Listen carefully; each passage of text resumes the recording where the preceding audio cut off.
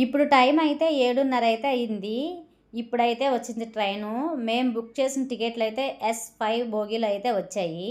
మేము దిగేటప్పటికి ఏ టైం అయిద్దో చూడాలి. ఇప్పుడైతే 7:30 అయితే అయింది. ఇప్పుడైతే లోనకైతే వెక్కేస్తున్నాము.